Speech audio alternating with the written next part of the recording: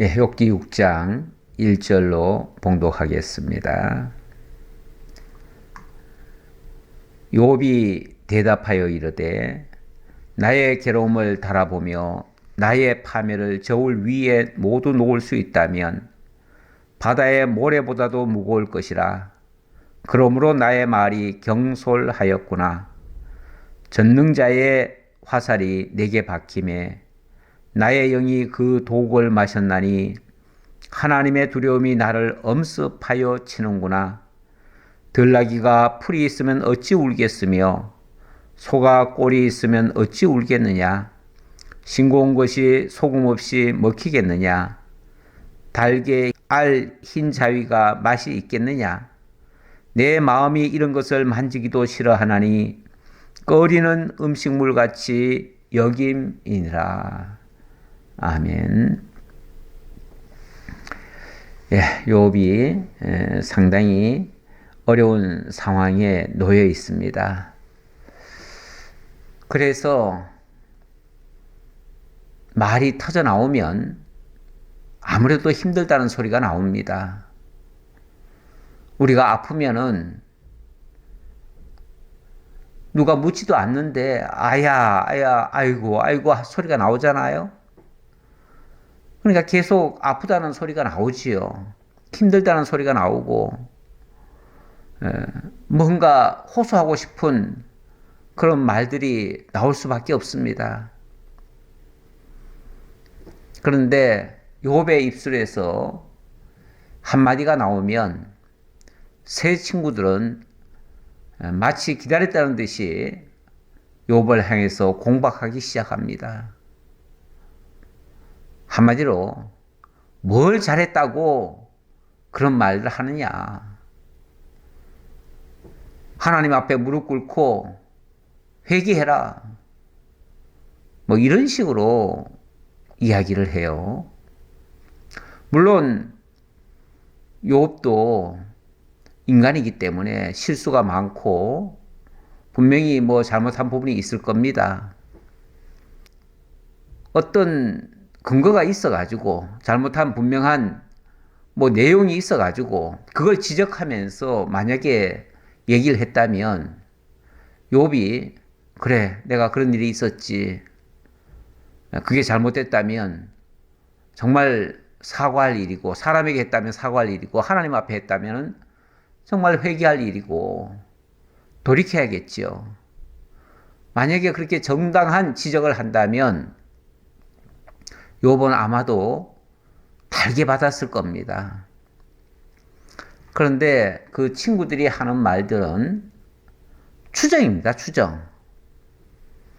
그리고 뭐 잘못했다는 것을 확인한 바가 없습니다. 자기네들이 본 적도 없고요. 그냥 자기네들 생각에 네가 이런 일을 지금 겪고 있으니 아마도 이런 일을 하지 않았겠느냐. 그러니 하나님께서 너를 징벌한 거 아니겠느냐. 그러니 회개해야 되지 않겠느냐. 뭐 이런 식이죠. 어찌 보면 막무가내로 정죄하고 판단하고 그리고 심판하듯이 마치 하나님의 자리에 선 것처럼 그런 식으로 말을 하는 거죠. 결코 욥을 위한 말이 아닙니다. 그거는. 오히려 욥 입장에서는 그런 말이 너무 고통스럽죠. 더 힘들게 하는 거죠. 지금 겪고 있는 것도 정말 참을 수 없는 고통인데 거기다가 고통을 배가를 시키는 거죠. 이거는 정말 위로자로서는 해서는 안 될 짓을 친구들이 지금 하고 있는 겁니다.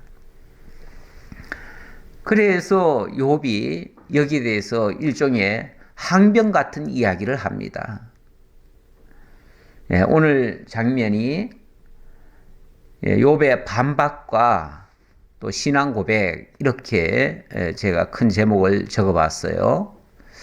일단 엘리바스가 잘못된 주장으로 욥을 공박을 하니까 거기에 대해서 욥이 또 얘기를 안 할 수가 없죠. 그래서 이야기를 꺼낸 겁니다. 꺼냈는데 일단은 엘리바스의 주장에 대한 반박이 있고요. 그 다음에 자기가 가지고 있는 신앙을 하나님 앞에 고백하는 그러한 내용이 되겠습니다. 자, 일단 6장 1절로부터 7절에 보니까 욥이 자신의 고통스러운 현실을 고백을 하네요. 방금 3절 끝에 그러므로 나의 말이 경솔하였구나 이런 표현을 썼어요. 아마도 자기가 지금 변명이라고 하고 있지만 사실 그 변명이라는 것은 좋은 건 아닙니다. 누가 뭐라고 얘기했을 때 거기에 대해서 반박을 하고 변명을 하다 보면요, 결국은 그 페이스에 말려 들어가요. 그렇게 되면 내가 굳이 이야기 안 해도 될 이야기를 하게 되고요. 그러면은 결국은 그 말 때문에 말하고 나서는 후회감이 막심하죠. 그래서 보통 무슨 말을 한 사람들, 변명한 사람들은요, 나중에 그렇게 생각합니다. 그냥 좀 참을 걸. 괜히 또 거기에 또 말을 섞었네. 그냥 참고 넘어갈 걸. 그런데 뭐 이미 이야기하다 보니까 또 자기 입에서도 무슨 얘기가 나왔을 거 아니겠어요? 그러면 그 얘기한 것 때문에 또 하나님 앞에 죄송한 거예요. 굳이 안 해도 될 말까지 해버렸으니 또 그게 또 꼬투리가 잡히잖아요. 원래 말이라고 하는 게요, 변명이라고 하는 게 한마디 하면요, 그 한마디가 해소가 되는 게 아니고요, 두 마디, 세 마디 다시 새로운 의문이 또 만들어져요. 그렇다고 그러면은 잘못해놓고 잘못을 지적하는데 그러면 잘못했다 소리도 안 해야 됩니까? 일단은 잘못은 했다고 하고요. 참 나도 부족하고 어리석고 미련하고 참 보잘것없고 여러 가지로 참 문제가 많다. 그건 일단 얘기해놓고요. 그리고는 좀 참아야죠. 비난을 하더라도 그래, 비난 달게 받겠다.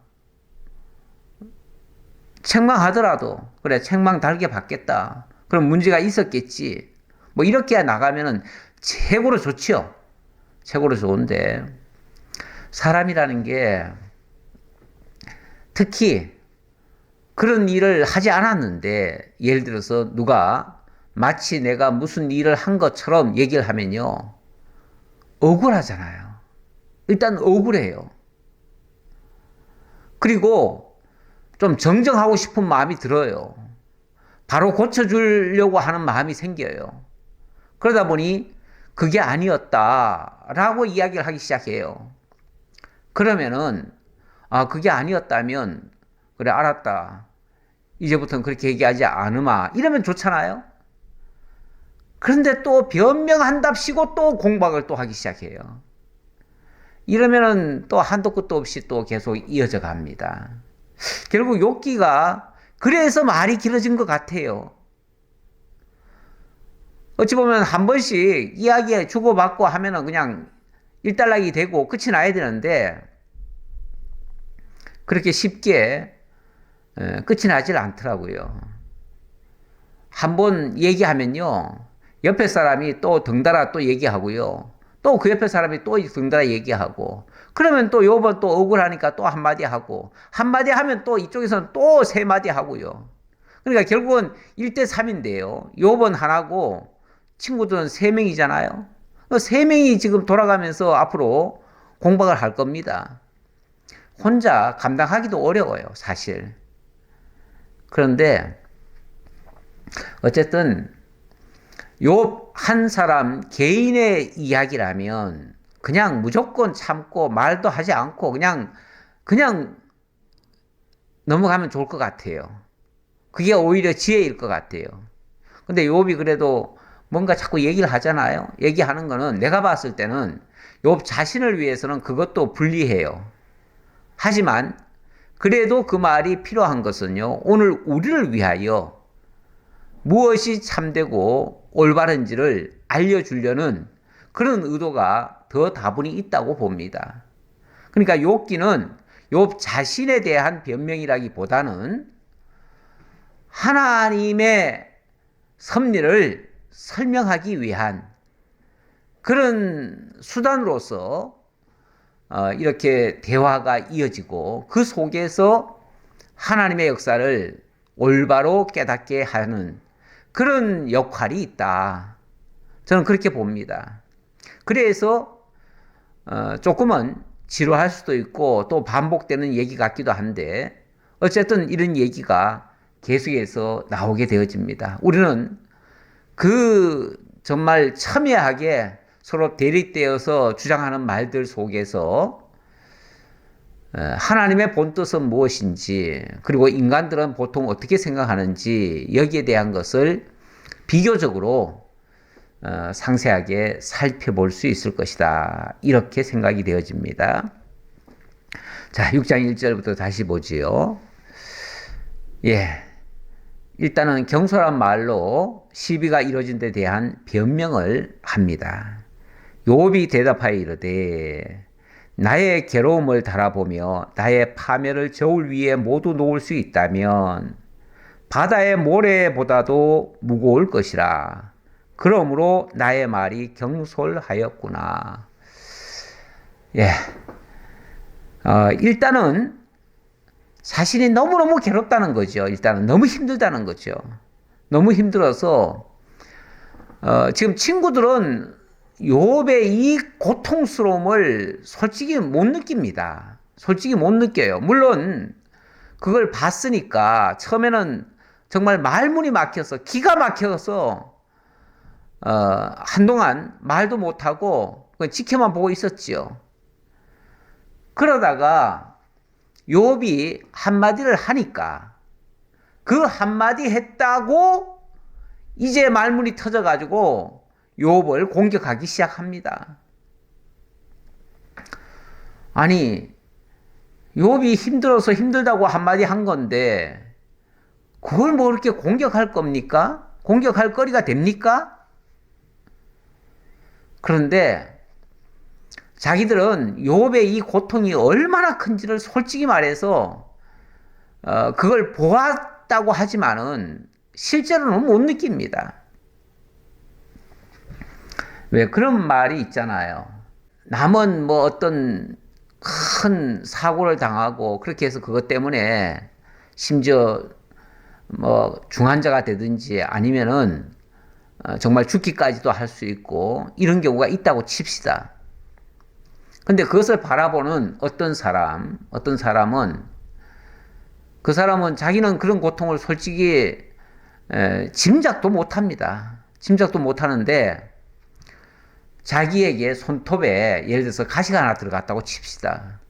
그러면요, 자기 손톱에 가시 들었다고 그것 때문에 아프다고 정말 병원을 쫓아다니고 그것 때문에 치료받겠다고 하면서 그래서 자기 고통은 엄청 큰 거로 생각하는 거죠. 그러면서 정작 그 친구가 그렇게 힘들어하는 모습은 솔직히 자기 것이 아니기 때문에 그만큼 그 마음적으로 쓰지를 못합니다. 잠시 볼 동안은 마음이 쓰여지고 위에서 기도도 하고 하지만은 결국 자기 아픔에 멈추게 된다 그 말이에요.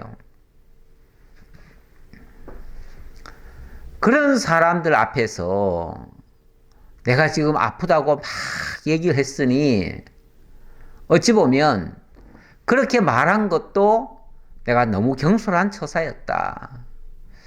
그러니까 욥이 이 말을 하는 것은 친구들 앞에서 그런 소리도 안 했으면 더 좋겠지요. 더 좋겠지만 어쨌든 너무 힘들다 보니 그런 소리를 했어요.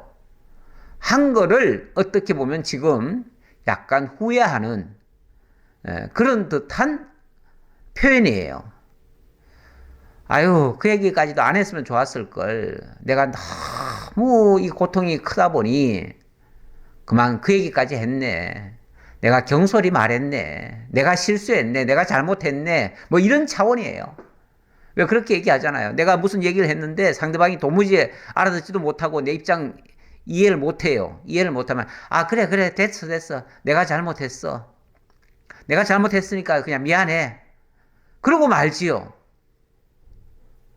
아니 이렇게 힘든 사람 앞에서 그 공박을 했으면 그 사람이 잘못한 거지 어떻게 내가 잘못한 거겠어요.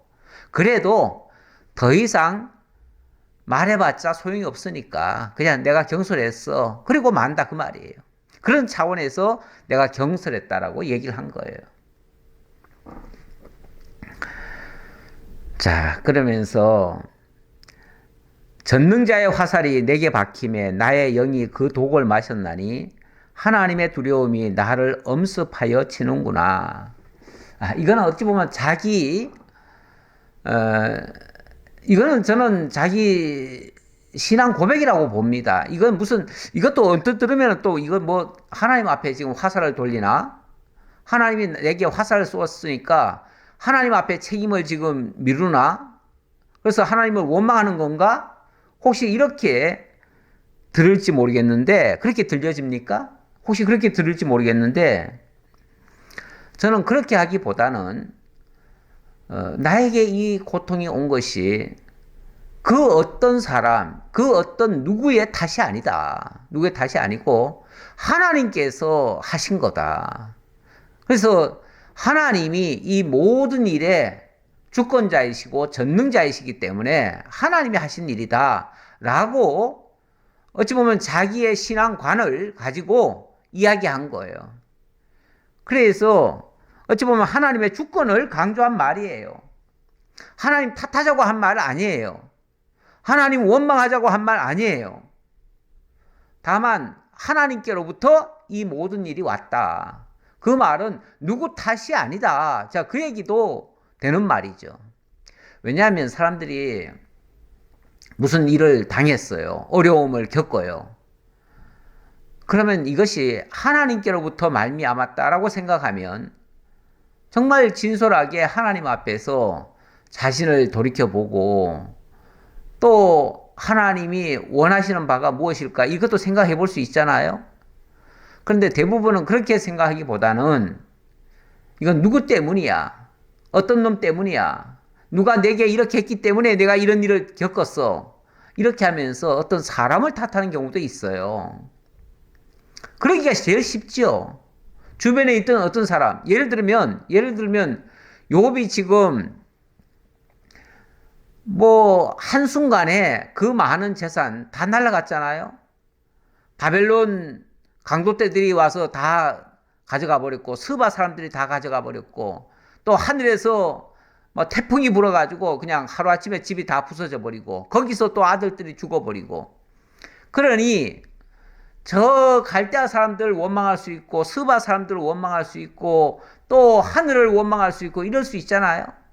근데 욥에 의해서는요 원망이라는 표현이 안 나왔어요. 현재까지 안 나왔어요. 그럼 누구 탓을 하는 게 아니에요. 누구 탓을 하는 게 아니고 이 모든 일이 하나님으로 말미암았다 이렇게 말하는 거예요.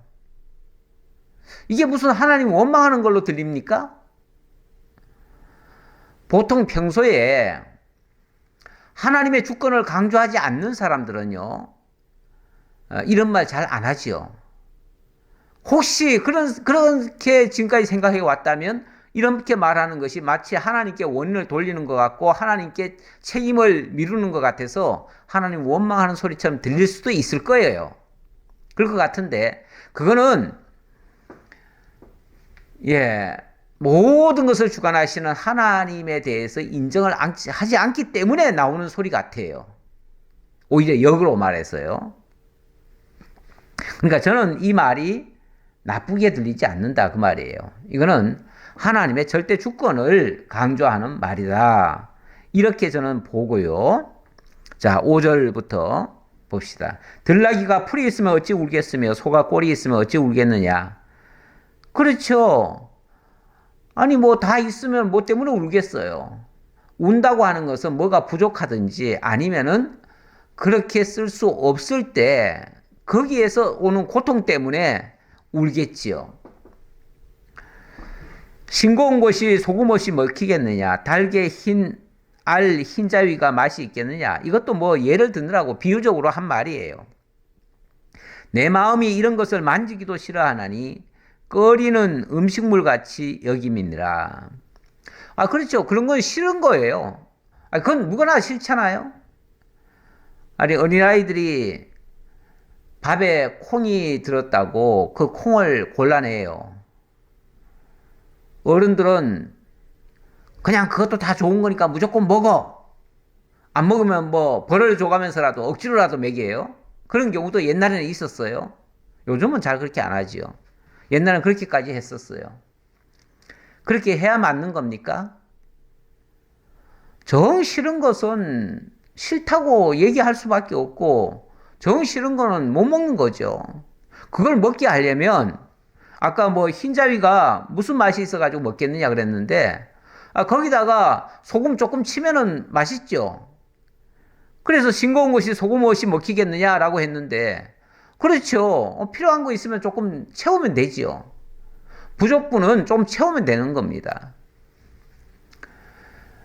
이런 말을 하는 것은 어떤 면에서 너희는 내가 좀 필요한 거를 좀 도와달라. 필요 없는 거 자꾸 하려고 하지 말고. 지금 이 친구들은요, 욥한테 와가지고 자꾸 회개하라 그러고, 뭐 잘못을 뭐 뉘우치라 그러고, 뭐 자꾸 이런 쪽으로 나가거든요. 그러니까 방향이 그쪽이에요. 어찌 보면 그쪽은 욥이 생각하는 거하고 또 달라요. 욥은 그런 차원에서 지금 이 문제가 생겼다고 보질 않거든요. 이건 하나님의 주권에 의해서 되어진 일이라고 보거든요. 그러면은 맞지 않는 얘기는 좀 안 해주면 좋겠어요. 좀 하지 말라면 좀 안 했으면 좋겠어요. 근데 자꾸 그런 얘기를 하니 내 싫어하는 소리를 왜 자꾸 하냐? 이제 그런 차원 같아요. 결국 욥이 지금 이 말 하는 거는 가만히 보니까 아프니까 아프다고 한 거고 싫으니까 싫다고 한 거예요. 그리고 내가 원하는 것 좀 들어줘라. 이렇게 지금 말하고 있는 거예요. 그럼 뭘 원하는가? 8절에 보니까 이렇게 얘기를 하네요. 그 심한 고통에 차라리 죽기를 바란다. 이런 얘기를 하는데 이게 어찌 보면 현재 시점에서 솔직히 바라는 바예요. 나의 간구를 누가 들어줄 것이며 나의 소원을 하나님이 허락하시랴? 네. 나의 간구를 누가 들어줄 것이며 나의 소원. 그러니까 지금 현재 욥이 바라고 원하는 것은요. 한마디로 말하면 죽기를 바라는 거예요. 죽기를 바라는 거. 그렇죠. 너무 힘드니까. 현실적으로 너무 힘든 것을 피할 수 있는 방법은 죽는 것밖에 더 있겠어요. 뭐 자기가 어떻게 그것을 막을 수 있다면 끝까지 막아야겠죠. 피할 수 있다면 피해야겠죠. 하지만 피할 수 없고 막을 수 없다면 결국은 죽는 게 어찌 보면 상책이라고 지금 생각을 하는 거예요.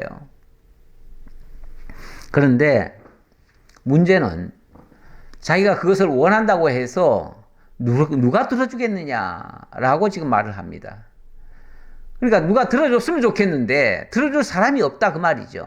들어줄 사람도 없고 하나님께 간구해도 하나님도 안 들어줄 것 같다. 이런 차원에서 약간 절망감이 오는 거예요.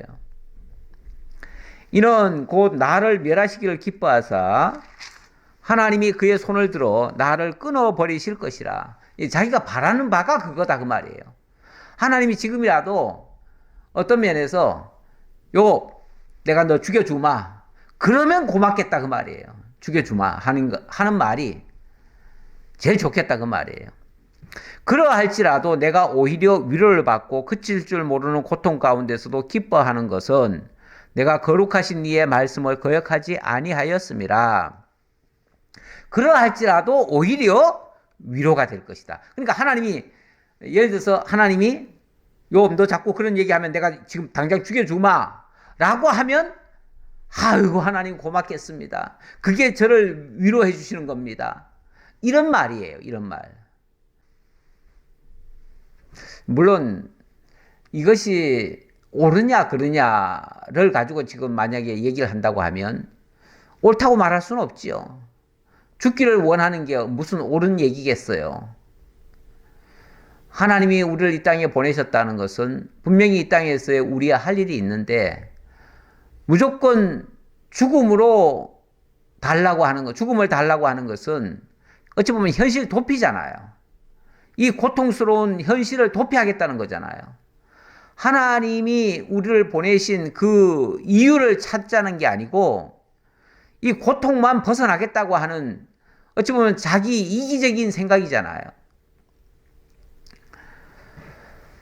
예, 하나님이 고통을 줄 때는 그 고통의 의미가 또 있을 겁니다. 그러면 하나님 왜 이 고통을 저에게 주셨습니까?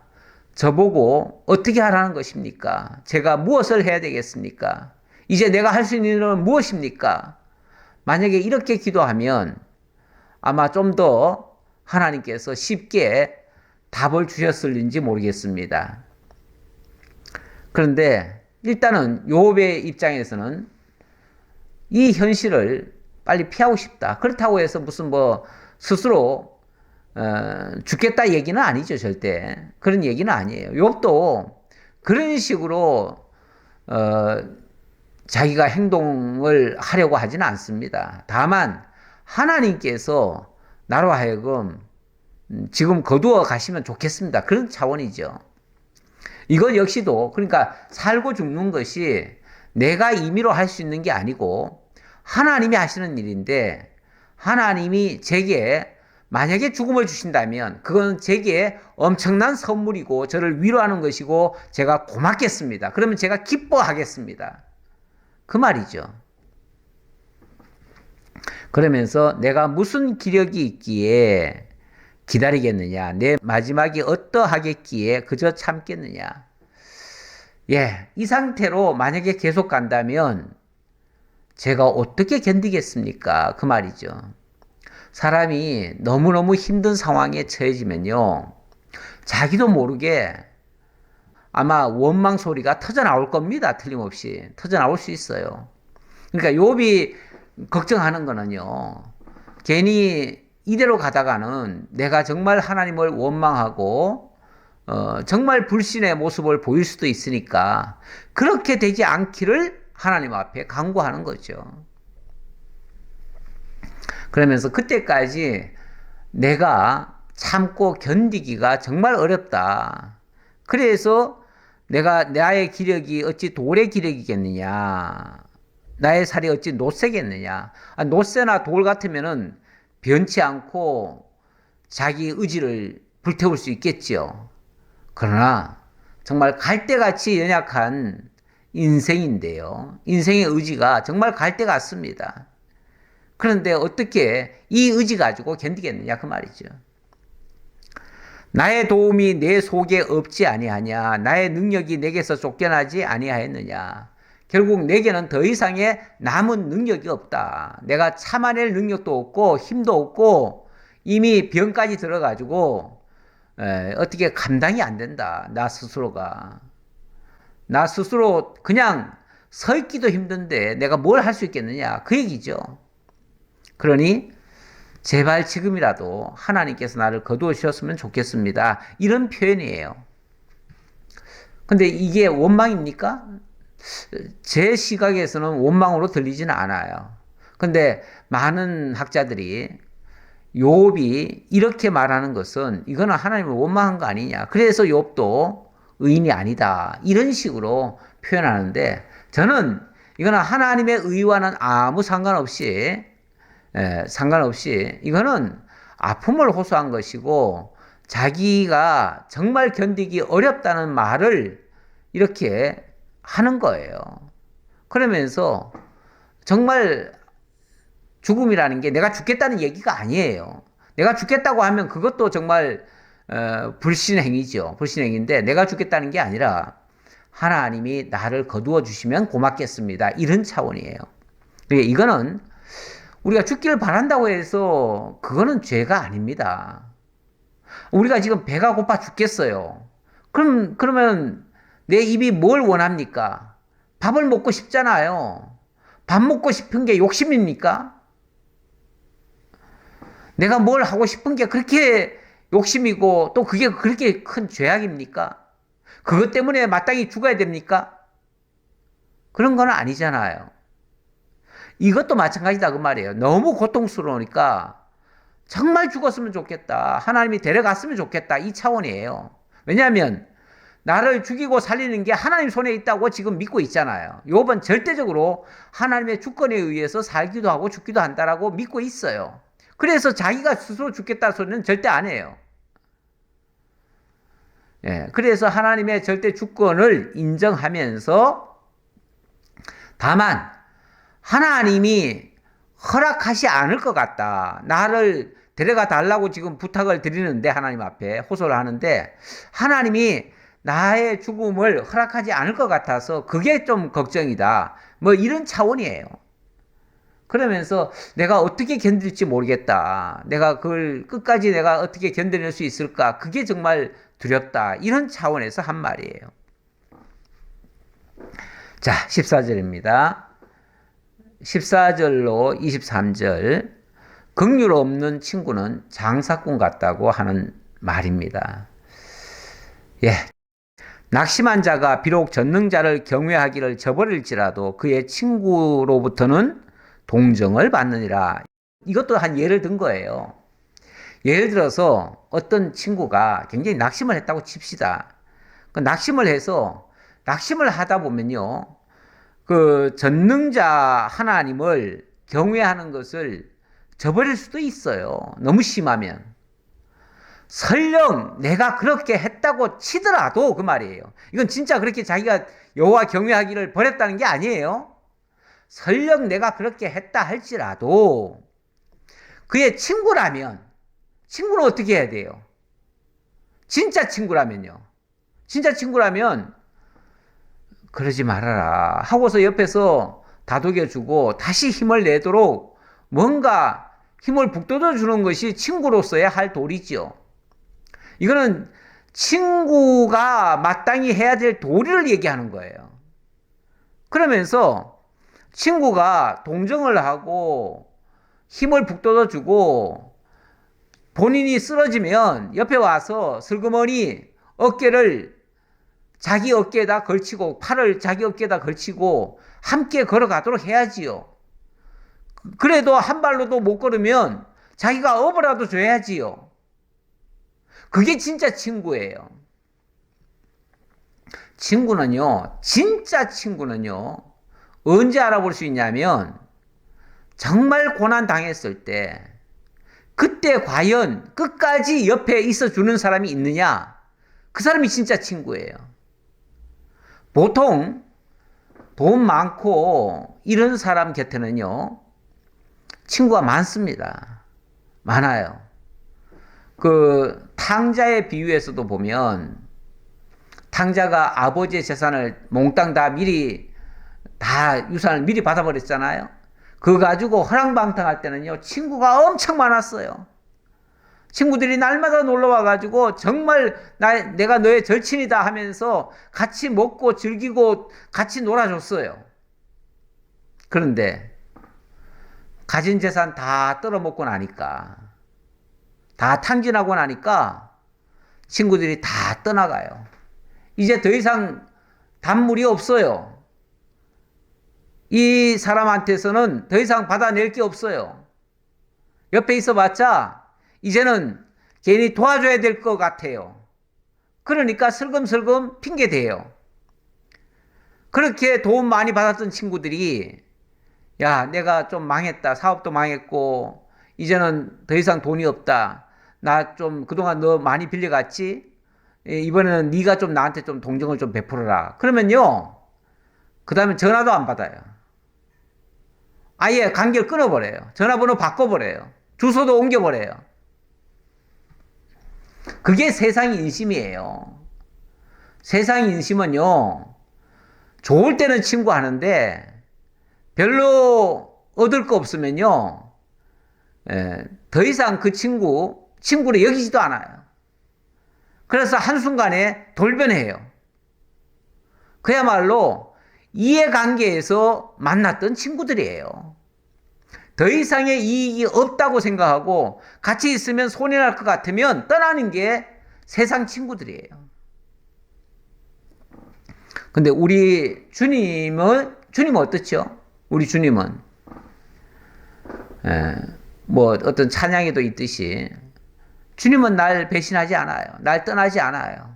오히려 내가 고통을 호소하고 울부짖을 그때에 나 혼자 버려두지 아니하시고 주님이 내 곁에 오셔서 떨어뜨린 팔을 일으켜 세우시고 저는 다리를 일으켜서 다시 붙잡아 매주시고 그리고 힘들면은 내 어깨에 손을 얹으라고 하시고 정 안 되면은 당신이 업어서라도 함께 가주셔요.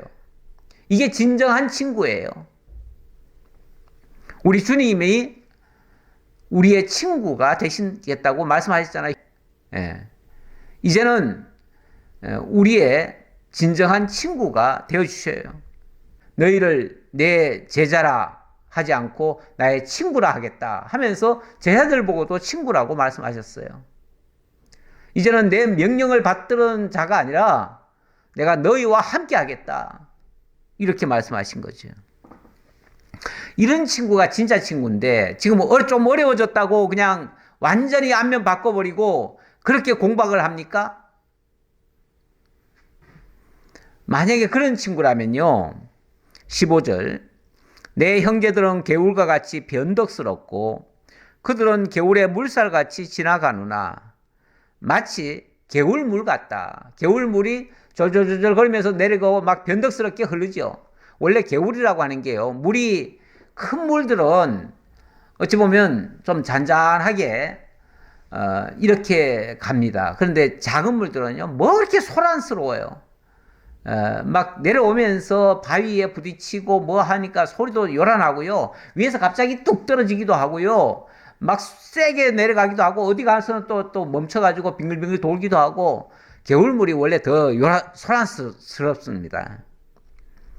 예, 그렇게 변덕스럽다. 마치 그런 식으로 하면서 또 지나가면은 또 뭐 자취도 없는 것처럼. 그러니까 필요할 때는 아니 뭐 좋을 때는 친구들이 많이 모여들었다가 그냥 우르르 다 몰려가고 없어져 버리는 것과 같더라. 그런 의미도 담겨 있어요. 얼음이 녹으면 물이 검어지며 눈이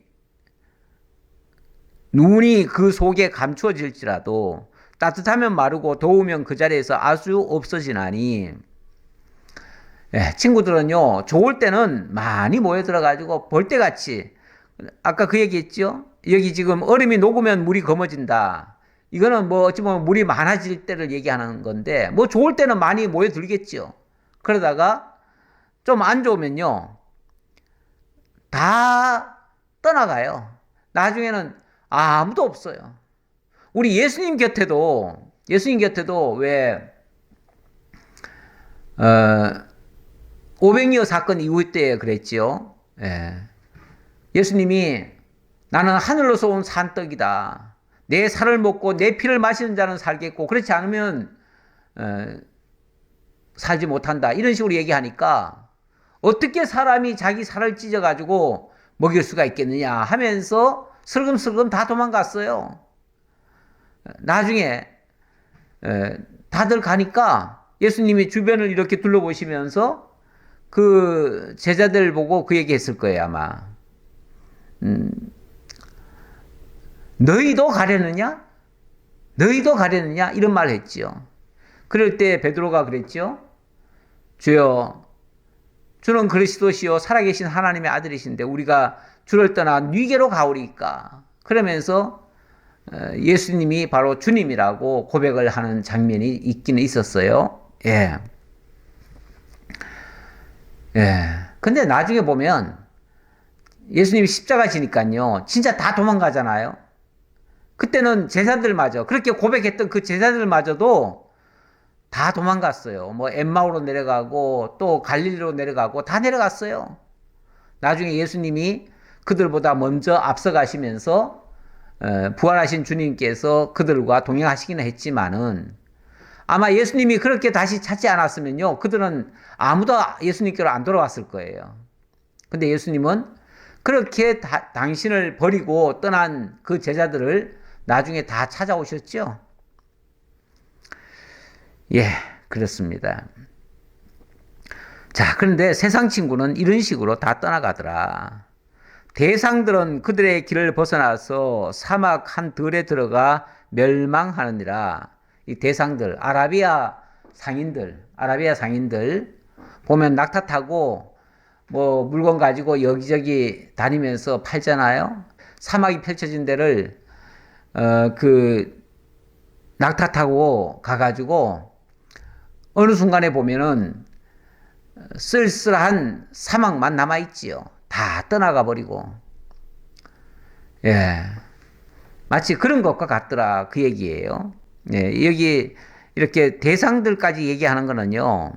어찌 보면 너희가 지금 긍휼 없는 지금 책망을 하고 있는데 설령 잘못했더라도 좀 긍휼을 베풀어서라도 얘기를 좀 들어주고 이래야 되는데 너희는 그렇게 하지 않는구나. 자, 이 얘기를 했어요.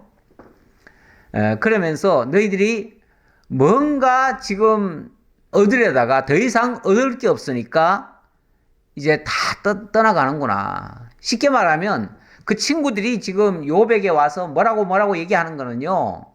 어떻게 보면 욥을 떠나가기 위한 수순이에요. 수순. 욥과 자꾸 의견 지금 다툼을 하잖아요. 왜 하겠어요? 정말 욥 곁에 있으려면요. 아니 친구가 지금 어려움을 겪었는데 거기에 싸우고 말고 할 게 뭐 있어요? 따지고 말고 할 게 뭐 있어요? 그냥 옆에 같이 있어주면 되지요. 아픈데 상처 좀 치료해주고 좀 먹거리 좀 먹여주고 좀 따뜻하게 뭘 좀 이불이라도 좀 덮어주고 뭐 그래야 되는 거 아니에요? 친구라면. 무슨 뭐 잘하고 못하고 따질 게 뭐가 있냐고요. 그냥 좀 도와주면 되지. 그런데 뭘 자꾸 네가 잘했느니 못했느니 왜 이런 소리 하지요? 이거는요. 난 너하고 더 이상 같이 못해. 너 바로 하지 않으면 나 떠나갈 거야. 이런 식이에요. 떠나가기 위한 수순이에요. 쉽게 말하면 친구들이 그러니까 이제 장사꾼 얘기를 왜 했냐면요. 장사꾼들은 어떤 면에서 이득을 위해서 하잖아요.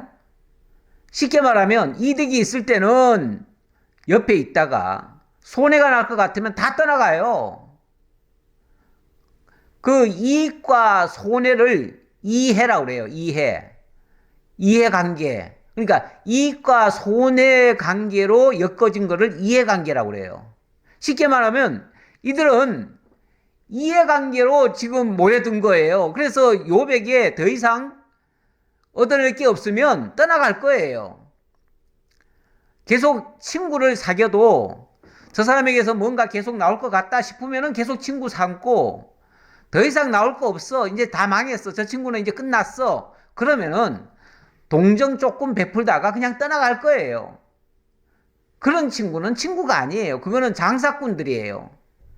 그래서 아까 장사꾼 얘기를 한 거예요. 아라비아 대상들 얘기한 게 그거예요.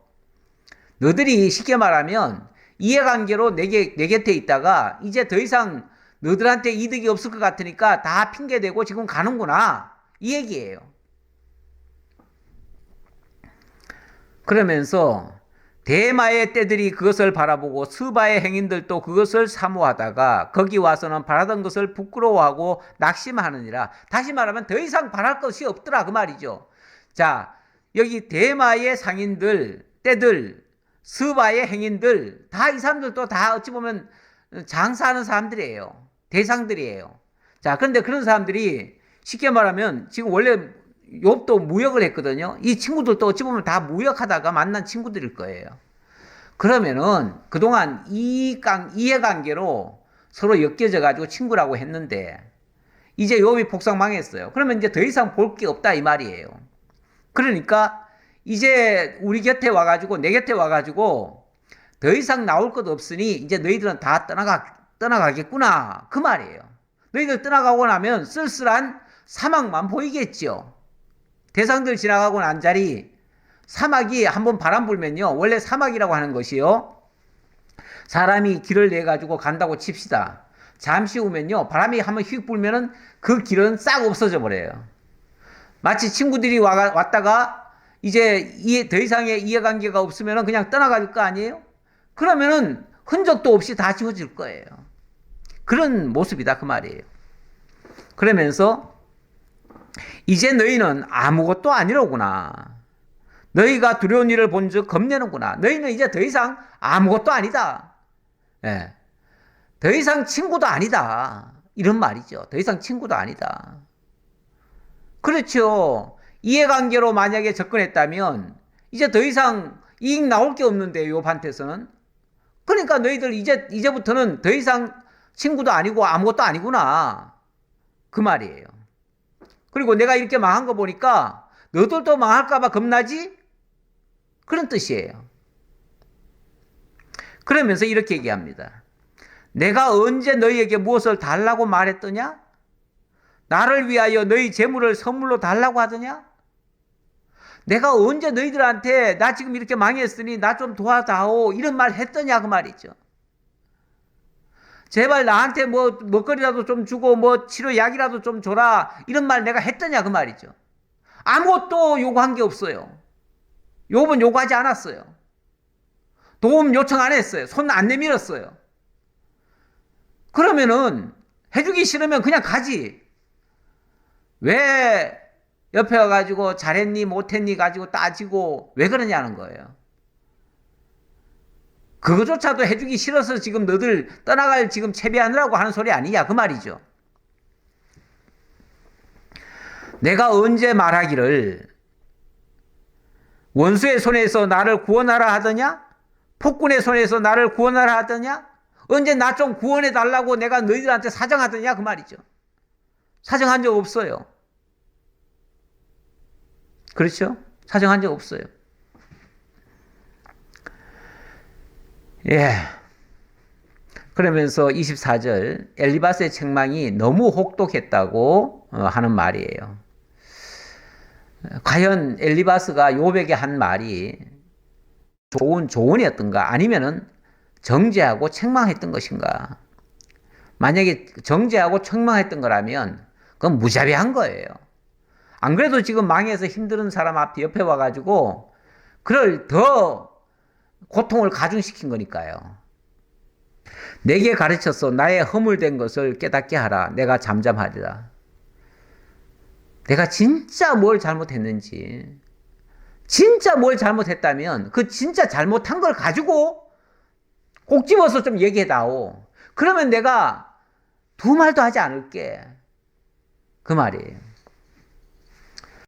밑도 끝도 없이 사람을 미워하는 사람들이 있더라고요. 가만히 보면.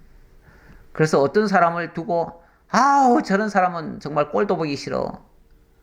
자기하고 아무 관계 없잖아요. 자기한테 손해준 적도 없고 자기한테 뭐 도움을 요청한 적도 없는데 아우 저런 놈은 죽여야 돼.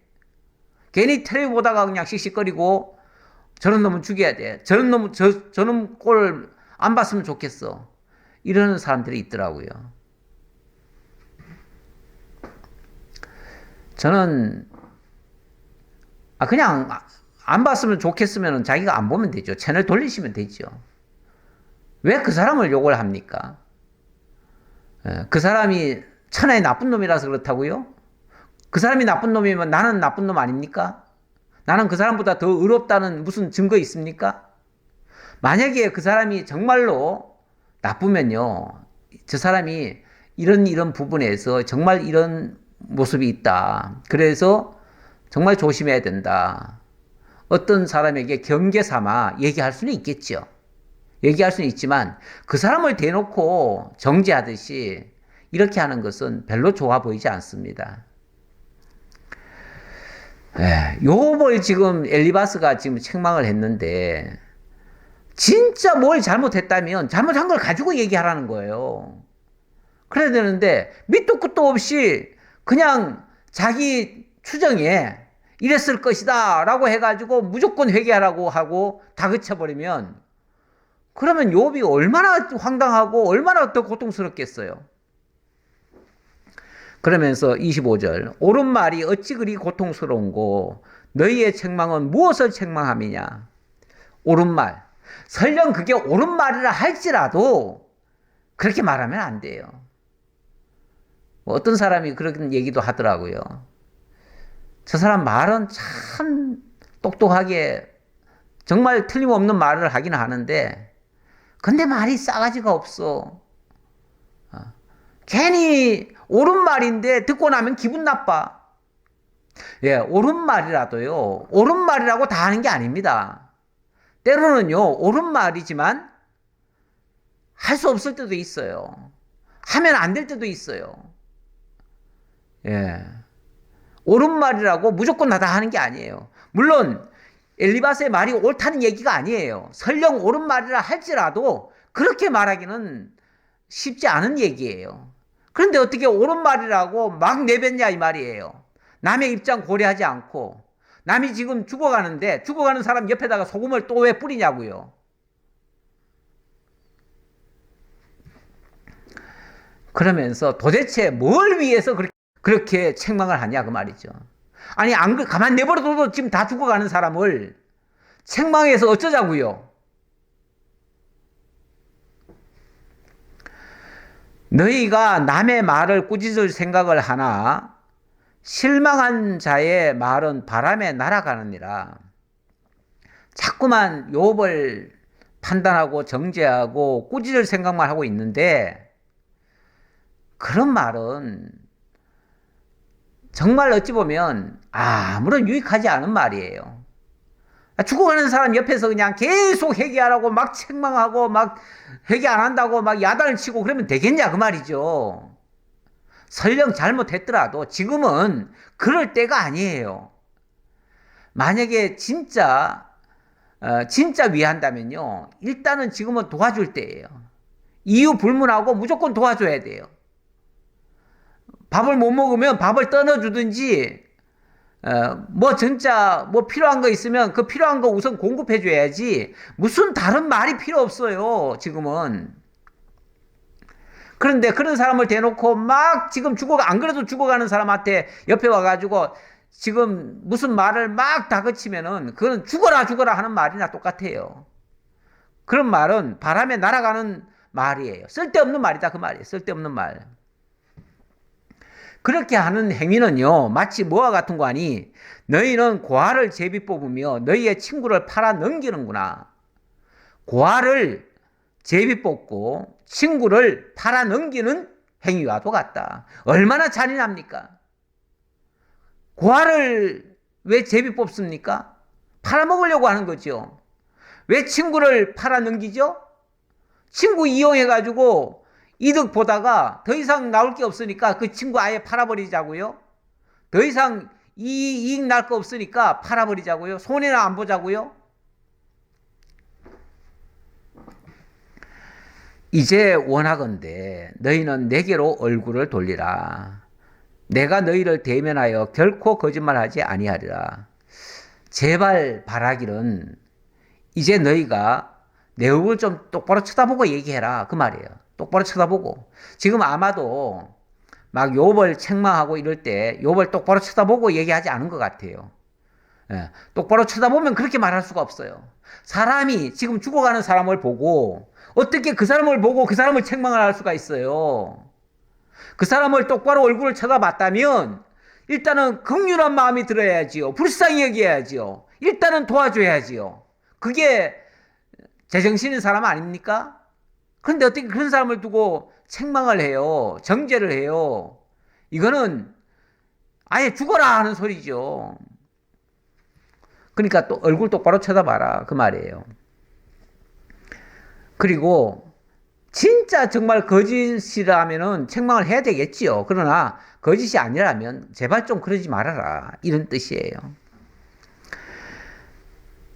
예, 너희는 돌이켜 행악자가 되지 말라. 아직도 나의 의가 건재하니 돌아오라. 내 혀에 어찌 불의한 것이 있으랴. 내 미각이 어찌 속임을 분간하지 못하랴. 예, 이거는 마지막에 나의 의가 아직은 건재하다. 이 말은 내가 어떤 죄가 있어서 그 죄값으로 지금 받은 게 아니다. 이 얘기를 강조한 거지. 내가 의인이라는 얘기는 아니에요. 그렇잖아요. 네가 만약에 죄를 지었다. 네가 회개해라. 이렇게 얘기하면 그러면 그 죄가 뭔지를 알려줘야지요. 그런데 그 벌을 받을 만한 그런 죄를 짓지는 않았다. 그런 의미예요. 그렇잖아요. 욥이 무슨 죄를 지었어요? 죄라고 말하면 근본적으로 의인은 없나니 하나도 없다는 말에는 다 동의해요. 하지만 욥이 지금 이 어려운 일을 당한 것이 도대체 무슨 죄 때문이냐고요. 그걸 얘기한다면은 욥도 다르게 수용을 해요. 근데 그걸 지적을 안 한다면 그러면 그런 얘기하면 안 되죠. 그러면 멀쩡하게 그 죄가 없는데 자꾸 죄를 지었다라고 정죄하는 거니까 결국은 너들이 행악자가 되는 거 아니냐 그 말이죠. 제발 너희들 스스로 행악자가 되지 말아라. 이걸 얘기하는 거예요. 어찌 보면 욥이 그 친구들을 위해서 하는 소리예요.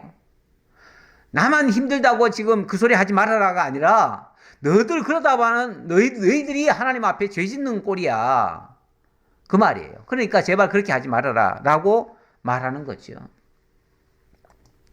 예, 이제 마지막 결론의 말씀은 야고보서 말씀 가져왔는데 지금 오늘 장면에서만 보면 욥이 조금 더 참았으면 좋겠다라는 생각이 들기도 합니다. 그러나 결론적으로 말하면 욥은 끝까지 잘 인내했다라고 우리 주님께서 인정을 하십니다. 그래서 야고보서 5장 10절 이하에 보면 형제들아 주의 이름으로 말한 선자들을 고난과 오래 참음의 본으로 삼으라.